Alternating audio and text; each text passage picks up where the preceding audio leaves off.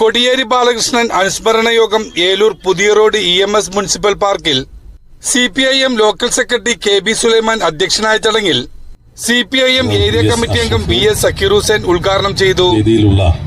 Communist പാർട്ടിയെ സംബന്ധിച്ച് അനുസ്മരണ സമ്മേളനങ്ങൾ എന്ന് പറയുന്നത് ഒരു ആണ്ട് നേർച്ചയേ അല്ല, മറിച്ച് ഞങ്ങൾ ജീവിച്ചിരിക്കുന്നവർ ഈ സമൂഹത്തിന് വേണ്ടി ത്യാഗപൂർണമായി പ്രവർത്തിക്കുമെന്ന് പ്രതിജ്ഞയെടുക്കുന്നതാണ് അനുസ്മരണ സമ്മേളനം. അങ്ങനെ സഖാവ് കോടിയേരി ബാലകൃഷ്ണനെ നമ്മൾ സ്മരിക്കുമ്പോൾ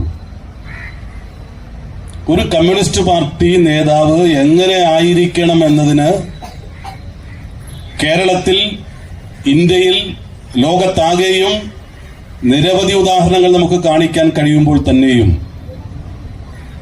പുതിയ തലമുറയുടെ മുമ്പിൽ,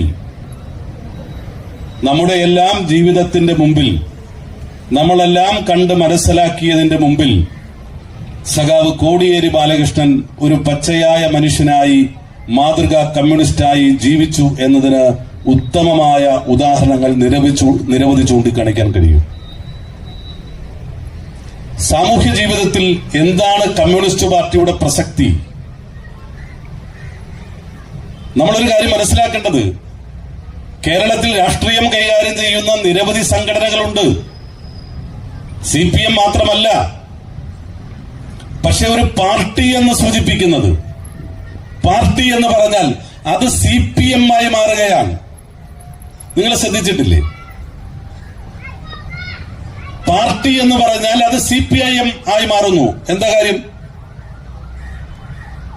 കേരളത്തിലെ എല്ലാ ഗ്രാമങ്ങളിലും നഗരങ്ങളിലും എല്ലാ ഇടവഴികളിലും പീഡികത്തിണ്ണകളിലും കലിങ്കൻ ചോട്ടിലും ക്ലബ്ബുകളിലും വായനശാലകളിലും കല്യാണ വീട്ടിലും മരണ വീട്ടിലും എല്ലാം കമ്മ്യൂണിസ്റ്റ് പാർട്ടി പ്രവർത്തകരുടെ സാന്നിധ്യമുണ്ടാകുന്നു.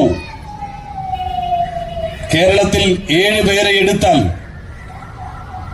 അതിൽ 5 പേർ കമ്മ്യൂണിസ്റ്റ് പാർട്ടിയുടെ അനുഭാവികളോ ബന്ധുക്കളോ ആയി മാറുന്നത് എന്തുകൊണ്ട് എന്ന് നിങ്ങൾ പരിശോധിച്ചിട്ടുണ്ടോ?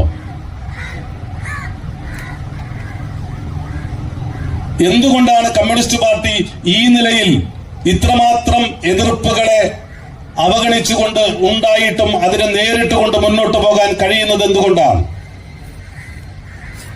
അവിടെയാണ് നേരത്തെ പറഞ്ഞതുപോലെ മൺമറഞ്ഞ നേതാക്കന്മാരുടെ ത്യാഗസുരഭിലമായ ജീവിതത്തെ സംബന്ധിച്ചുള്ള വിലയിരുത്തലും അവർ